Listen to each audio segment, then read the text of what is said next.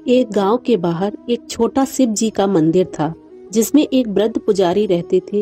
एक दिन एक गरीब माँ अपने नन्हे से बालक को मंदिर के द्वार पर छोड़कर चली गई। बहुत खोजने पर भी पुजारी जी को बालक के परिवार का कुछ भी पता न चला। जब गांव का कोई भी व्यक्ति उस बालक का लालन पालन करने को तैयार न हुआ, तो पुजारी जी ने भगवान शिव की इच्छा समझकर उसे अपने पास रख लिया और उसका नाम भोला रख दिया। गांव के श्रद्धालु भक्तों से जो कुछ भी प्राप्त होता, उसी से भगवान शिव का, पुजारी जी का और बालक भोला का किसी तरह गुजारा चलता। यदि किसी दिन कम भी पड़ता तो पुजारी जी बालक और भगवान को भोग लगाकर स्वयं गंगा जल पीकर रह जाते। धीरे धीरे भोला बड़ा होने लगा और वह पुजारी जी के कामों में हाथ बटाने लगा। वृद्ध पुजारी जी के थके हारे हाथों को कुछ आराम मिलने लगा, इसलिए उन्होंने भोला को मंदिर की सफाई, भगवान शिव की पूजा, उनको भोग लगाने और उनकी आरती करने की विधि अच्छी प्रकार समझा दी और अब वे स्वयं संकीर्तन में समय व्यतीत करने लगे। एक दिन भगवान शिव के मंगलकारी नाम शिव शिव का जाप करते हुए ही उनके प्राण छूट गए। अब बालक भोला का इस संसार में भगवान के सिवा और कोई सहारा न रहा। उसने पुजारी जी की यह 3 बातें कभी नहीं भूली।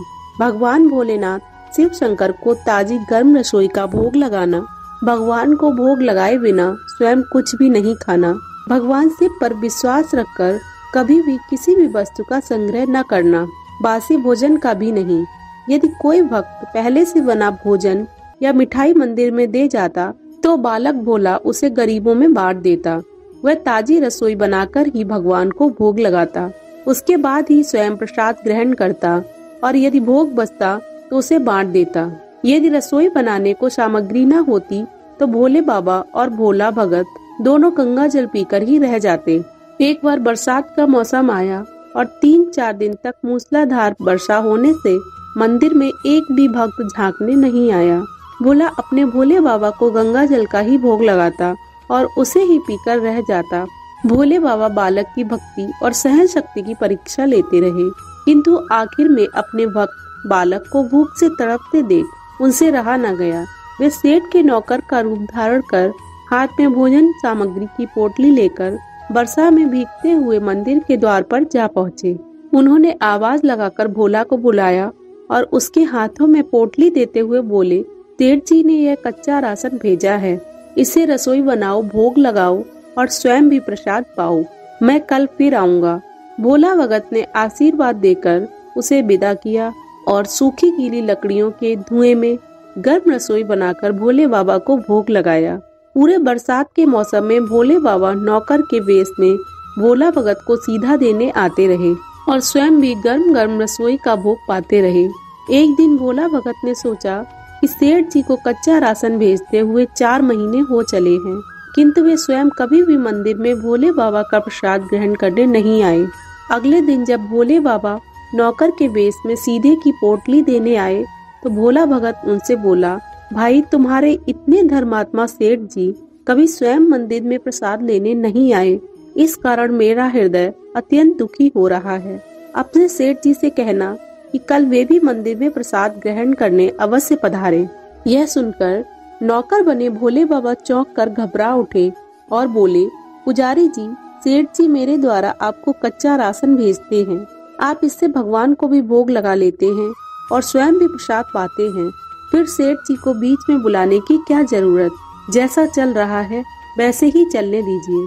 भोला बोला, ऐसे कैसे चलने दूं? तुम्हारे सेठ जी इतने दिनों से कच्चा राशन भेज रहे हैं, क्या मैं उन्हें भगवान का प्रसाद देने का अपना कर्तव्य भी पूरा न करूं? मैं किसी का उधार खाने वाला नहीं हूं। अपने सेठ जी से कह देना कि यदि कल भोले बाबा का प्रसाद ग्रहण करने ना पधारे, तो मैं उनका कच्चा राशन लेना बंद कर दूंगा। नौकर बने भोले बाबा तो अपने भोले भगत की अकड़ देखकर कांप उठे और यह सोचकर मन ही मन हंसे कि आज तो लेने वाला ही देने वाले पर धौंस दिखा रहा है। लेकिन सरल हृदय भक्ति के मनोभाव पर रीझ कर वे बोले, ठीक है पुजारी जी, कल सेठ जी मंदिर में प्रसाद ग्रहण करने जरूर पधारेंगे। दूसरे दिन बड़े सवेरे ही भोले बाबा नौकर के वेश में दूध और बहुत सारी भोजन सामग्री लेकर मंदिर पहुंच गए। भोला चौंकते हुए बोला, आज इतना सारा सीधा किस लिए ले आए? नौकर बने भोले बाबा बोले, पुजारी जी भूल गए क्या? आज आपने सेठ जी को प्रसाद ग्रहण करने के लिए बुलाया है, इसीलिए आप छक कर रसोई बनाइए और भोले बाबा को भोग लगाइए। हाँ, यह तो बता दीजिए कि सेठ जी किस समय पधारेंगे। भोला ने प्रसन्न होकर उन्हें सेठ जी के आने का समय बता दिया। अब भोला भगत की इच्छा पूर्ण करने के लिए भोले बाबा कैलाश पर सेठ का रूप धारण करने लगे। इधर अपने स्वामी को एक प्यारे भक्त के यहाँ जाने का समाचार सुनकर ममता माई अन्नपूर्णा माँ पार्वती भी भला कैसे पीछे रहती। वे भी पति की आज्ञा लेकर सेठानी का रूप धारण करने में जुट गईं। भोले बाबा ने अपने गले से मुंडों की माला उतार दी, शरीर पर लगी भस्म, कमर पर पहने हुए बाघंबर और बाहों और कानों में पहने सांपों के हार भी उतार कर रख दिए। उन्होंने एक मखमल का सुंदर कुर्ता धारण कर लिया, अपनी जटाएं सीधी कर गंगा और चंद्रमा को उसमें छिपा लिया और ऊपर से एक सुंदर रंग बिरंगी पगड़ी पहन ली। सदा नंगे पैर विचरण करने वाले शिव जी ने आज अपने पैरों में रेशमी जूतियां धारण कर ली। हाथ का त्रिशूल और डमरू भोले बाबा ने नंदी के हाथ में थमा दिया और अपने हाथ में एक सुंदर छड़ी लेकर पार्वती जी के तैयार होने की प्रतीक्षा करते हुए कैलाश पर चहलकदमी करने लगे। इधर पार्वती जी घंटों से तैयार होने में जुटी हुई थीं। उन्होंने आज अपने पतिदेव के नगर में बनी सुंदर बनारसी साड़ी निकालकर पहनी, जिसका रंग सेठ बने शिव जी के कुर्ते से मैच कर रहा था। उन्होंने सोने चांदी हीरे के जगमगाते हुए आभूषण धारण कर लिए, बगल में सुंदर सा पर्स ले लिया और भोले बाबा के बार बार आवाज लगाने के बाद श्रृंगार कक्ष से बाहर निकलकर आईं। जब पार्वती जी और शिव जी ने एक दूसरे को सेठ सेठानी के वेश में देखा तो वे चकित होकर एक दूसरे को निहाल हुए जा रहे थे। इससे पहले उन्होंने कभी एक दूसरे का ऐसा सुंदर रूप देखा ही नहीं था। जब भगवान गौरी शंकर सेठानी सेठ का रूप धारण कर कैलाश से अपने भक्त के यहाँ दावत खाने चले गए तो गणेश, कार्तिकेय, नंदी, ऋषि मुनि, देवता, देवांगनाएं भी उन्हें देखकर ठगे से रह गई। सेठ बने शिव जी अपने हाथ में ली हुई छड़ी को अदा से घुमाते हुए पृथ्वी पर देखते हुए चल रहे थे और उनके पीछे पीछे बगल में पर्स लिए अपनी जूती से टकटक और पायलों से छन छन की मधुर ध्वनि करती हुई माँ पार्वती सेठानी बनी हुई चल रही थी। इधर भोला भगत आज सुबह से ही सेठ जी के स्वागत में भांति भांति के पकवान बनाने में जुटा हुआ था। अपने भोले बाबा को भोग तो वह चलते फिरते बना लेता था, किंतु आज उसे कई महीने से भगवान को भोग लगाने के लिए कच्चा राशन भेजने वाले सेठ जी को भागवत प्रसाद देना था। अतः आज उसने अपनी सारी पाक कला झोंक डाली थी। उसने सेठ जी द्वारा भेजे हुए चावल धोकर खीर बनाई, उसे धीमी आंच पर पकाकर गाढ़ा किया और उसमें सेठ जी के द्वारा भेजे हुए पिस्ते, बादाम, केसर, चिलगोजे, किशमिश डाले।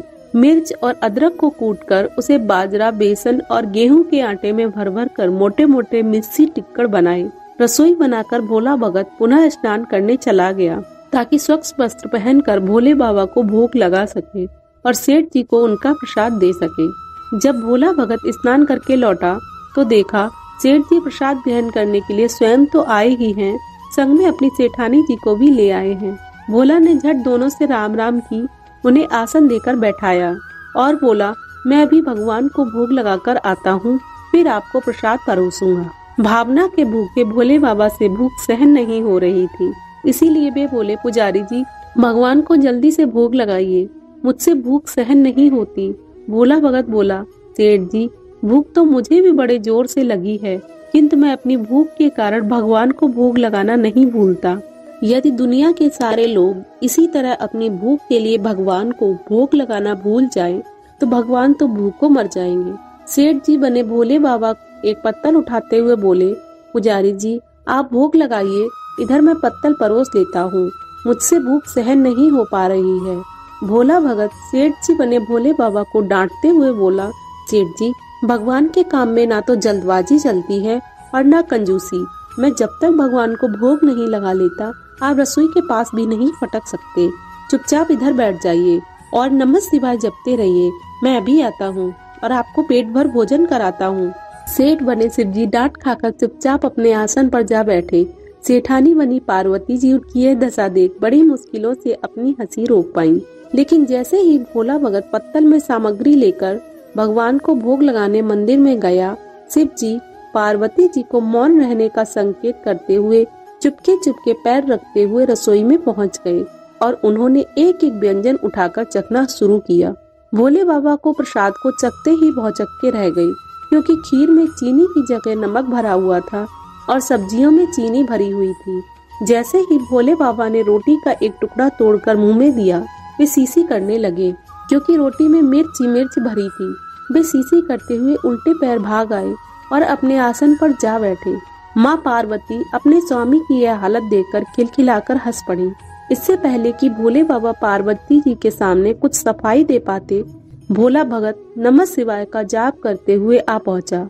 उसने भोग को रसोई में मिलाकर उसे पवित्र बना डाला और फिर सेठ जी के सामने पत्तल परोसकर हाथ जोड़कर बोला, सेठ जी, अब आप जी भरकर प्रसाद पाएं। भोले बाबा तो अभी अभी भक्ति से भी जोरदार उसके हाथ की बनी हुई रसोई चख चुके थे, अतः उसे ग्रहण करने की बात सुनकर उनके पसीने छूटने लगे। कभी वे भोला का तो कभी पार्वती का मुख देखने लगे। भोला को सेठ जी की ढील बर्दाश्त नहीं हुई और बोला, सेठ जी, अब क्या हो गया आपको? अभी अभी तो इतने उतावले हो रहे थे, अब ग्रहण क्यों नहीं कर रहे हो? आप ग्रहण करो, तभी तो माता जी भी ग्रहण करेंगी और फिर मैं भी प्रसाद पाऊंगा। भोले की ललकार सुनकर भोले बाबा ने चुपचाप खीर का कुल्हड़ उठाया और सारी नमकीन खीर गटागट पी गए। कुल्हड़ खाली होने की देर थी कि भोला ने उसे झट से भर दिया। अपने प्रिय भक्त के हाथों परोसे हुए भोग में भगवान को आज दुगना स्वाद आने लगा। भोला परोसता गया और भोले बाबा पीते गए।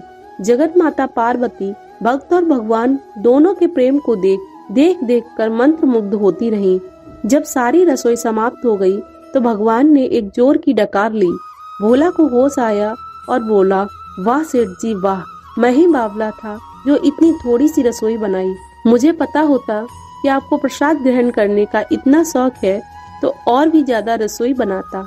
भोले बाबा अपने पेट पर हाथ फेरते हुए सेठानी बनी पार्वती जी की ओर मुस्कुराकर देखते हुए बोले, पुजारी जी, मैं इतना रोज कहाँ खाता हूँ, किंतु आज प्रसाद इतना स्वादिष्ट बना था कि अपने पर बस ही नहीं रहा और खाता ही चला गया। किंतु तभी भोला भक्त रुआसा होकर बोला, सेठ जी, वह तो आपने ठीक किया, लेकिन माता जी तो भूखी ही रह गईं। ममतामयी पार्वती माँ से भोला का रुआसा चेहरा देखा नहीं गया। उन्होंने बची हुई खीर की 4 बूंदें अपने कंठ में टपका ली। भोले बाबा द्वारा भोग लगाने से प्रसाद में अद्भुत अलौकिक स्वाद भर गया था। ऐसी सुगंधित और मीठी खीर चखकर जगत जननी तृप्त हो गई और उनके तृप्त होते ही सृष्टि का हर एक प्राणी तृप्त हो गया। भोला भगत बोला, सेठ जी, आपने और माता जी ने प्रसाद ग्रहण कर लिया, इससे मुझे अत्यंत संतोष हुआ है। समझ लीजिए कि आप दोनों द्वारा प्रसाद ग्रहण करने से मेरा भी पेट भर गया। मेरा तो महीने में वैसे भी 4-4 एकादशी हो जाती है, किंतु मैं भी एक दाना ले ही लेता हूँ, जिससे कि भोले बाबा के प्रसाद का अनादर ना हो। यह कहकर जैसे ही भोला ने खीर के पात्र में लगा चावल का एक दाना उठाकर अपने कंठ में डाला, उसकी जन्म जन्मांतर की भूख प्यास मिट गई और समस्त वासनाओं और इच्छाओं की तृप्ति हो गई।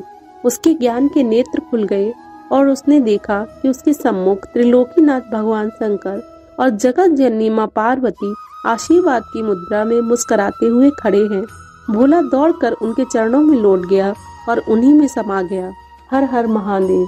अगर आपको हमारी ये कहानी पसंद आई हो तो हमारे चैनल को सब्सक्राइब करें, वीडियो को शेयर एंड लाइक करें। धन्यवाद।